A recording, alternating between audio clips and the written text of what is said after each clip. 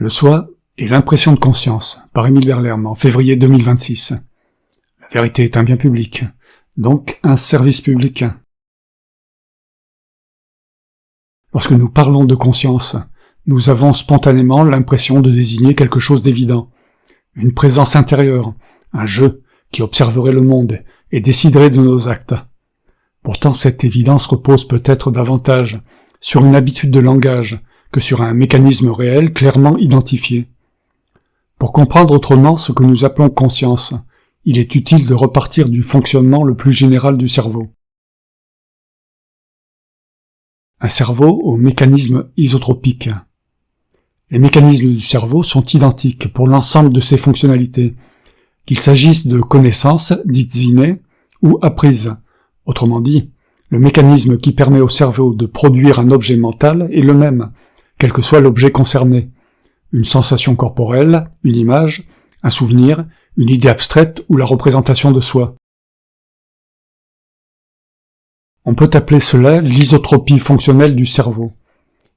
Il n'existe pas de mécanisme spécial pour penser, percevoir, se souvenir, ni pour produire le soi. Si l'on admet ce principe, alors les mécanismes qui ont conduit à la formation de l'objet mental que nous appelons soi continuent naturellement de fonctionner tout au long de la vie.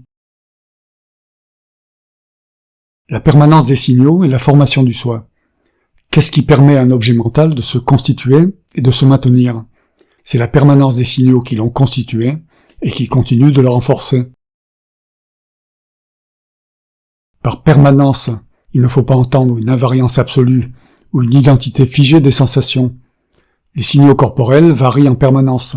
En revanche, leur origine, leur cheminement nerveux et leur cartographie fonctionnelle restent stables.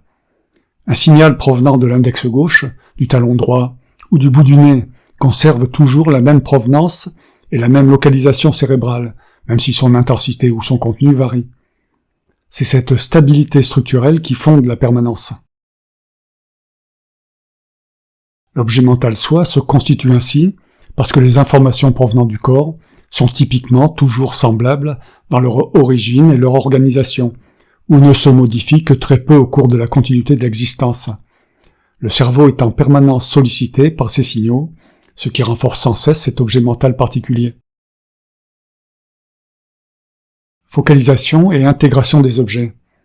Lorsque nous focalisons notre attention sur un objet extérieur, le mécanisme est strictement le même que lorsque nous focalisons sur un élément de notre propre corps. Il n'y a pas deux types de focalisation, l'une interne et l'autre externe. Si un objet extérieur produisait des signaux présentant la même régularité, la même origine apparente et la même stabilité que les signaux corporels, il pourrait progressivement s'intégrer au soi. Ce principe explique pourquoi certains outils, certaines prothèses ou certains objets familiers peuvent être ressentis comme des prolongements de nous-mêmes. La conscience comme relation provisoire. Dans ce cadre, la conscience cesse d'être une entité mystérieuse.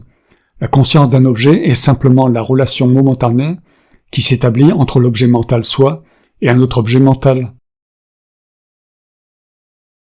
Le mot conscience est alors une fable. Il désigne un phénomène réel, mais on lui prétend une existence autonome qu'il n'a pas. Il n'y a jamais de conscience sans au moins deux objets mentaux et une connexion entre eux. Le soi est relié, pour un temps, à un autre objet, sensation, pensée, souvenir ou perception. Ces deux objets sont eux-mêmes des manifestations des mêmes activités mentales isotropiques du cerveau. Un soi sans commandement. Dans cette perspective, le soi ne commande rien, il n'est ni un chef d'orchestre, ni un centre décisionnel, il est simplement l'objet mental le plus actif du cerveau, parce qu'il est en permanence renforcé par les signaux corporels. L'impression d'une conscience centrale, continue et dirigeante, naît alors de la stabilité et de l'activité incessante de cet objet mental particulier, combiné aux relations provisoires qu'il entretient avec les autres objets mentaux. Ce que nous appelons conscience n'est donc pas une substance, mais un événement relationnel transistoire, produit par un mécanisme ordinaire du cerveau, le même qui produit tout le reste. Remarque première. Il serait tentant d'imaginer les objets mentaux comme localisés dans une zone précise du cerveau, et d'en déduire qu'un scanner ou une IRM devrait permettre de les identifier directement. Cette représentation est trompeuse. Les objets mentaux ne sont pas localisés, mais distribués. Ils résultent d'activations multiples impliquant plusieurs aires sensorielles, la proprioception, la mémoire et parfois la motricité. Plus un objet mental est complexe, plus il est dilué dans l'ensemble du cerveau. L'objet mental soi, parce qu'il intègre en permanence des signaux corporels variés, est probablement l'objet le plus distribué de tous. On peut parler d'un centre de gravité fonctionnel, mais non d'une localisation précise. Dès lors, la relation que nous appelons conscience, la connexion provisoire entre le soi et un autre objet mental, n'est elle-même pas localisable en un point unique. Elle est multiple, distribuée et dynamique. Les outils d'imagerie peuvent en observer des corrélats, mais non l'isoler comme une entité distincte. Remarque deuxième. Il est important de ne pas concevoir le cerveau comme un système de commande, mais comme une mécanique. Il n'y a pas de cerveau dans le cerveau, pas d'interpréteur caché chargé de lire ou de décoder des signaux. Les signaux nerveux ne sont pas cryptés, ils ne portent pas de messages à déchiffrer.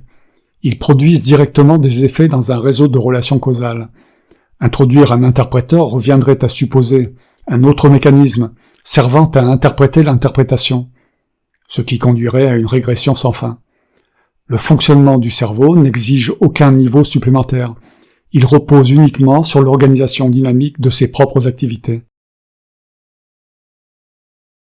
Remarque troisième. L'impression de continuité de la conscience humaine ne repose pas sur des signaux continus, mais sur la stabilité de leur provenance et sur la superposition massive d'événements discrets, dont le recouvrement temporel produit, à l'échelle macroscopique humaine, une impression de continuité. Au niveau quantique, ce serait différent. Remarque finale. Ce déplacement de regard n'enlève rien à la richesse de l'expérience vécue. Il en modifie simplement l'interprétation. Derrière l'évidence du « je » conscient, il n'y a peut-être rien de plus qu'un objet mental stable, très sollicité, et sans cesse relié à d'autres objets mentaux. Fin, Émile Derlerme. L'obligation d'exister implique l'innocence d'exister en permanence, ce qui est vrai pour tous les objets mentaux, comme ce qu'ils produisent dans notre comportement. Les liens vers mes articles dans Google Drive en français, anglais, espagnol et chinois sont dans la présentation. Pour que la notion d'innocence d'exister se répande, abonnez-vous, commentez et likez, et encore merci.